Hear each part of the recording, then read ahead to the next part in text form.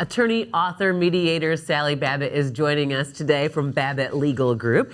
Sally, I know you like to help people have the best experience that they can when they're working with an attorney, and you want them to know what to expect and what happens to their files and all that. Kind of explain that process. Yeah, you're absolutely right. I really like to set people up for the best experience possible, and a lot of that is setting expectations. And in our practice, because we generate a lot of documents, estate planning documents and whatnot, we get a lot of calls from people years down the road.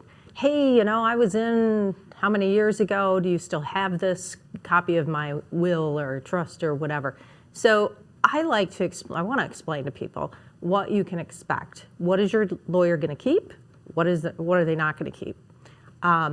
It really comes down to what's in their fee agreement, and hopefully they have a fee agreement, and it spells that out. Mine says we keep everything on the cloud, so we have it electronically. But paper stuff, hard copy, we have to, by ethics rules, we have to return originals of everything to the client, which we do. But copies, we only retain for 1 to 3 years. And so people need to understand that we are constantly purging. Yeah. So while we may have a PDF of something, we don't have a copy of their will 7 years down the road. So is there an expectation of some documents that people would receive?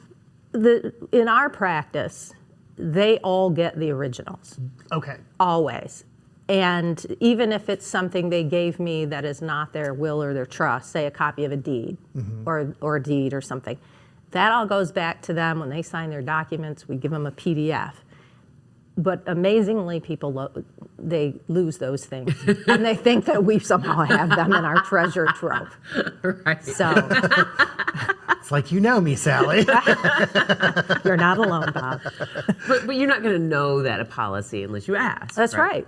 Yeah, and quite frankly, old school attorneys, my gosh, they had fireproof file cabinets for years full of documents. Oh, Yeah.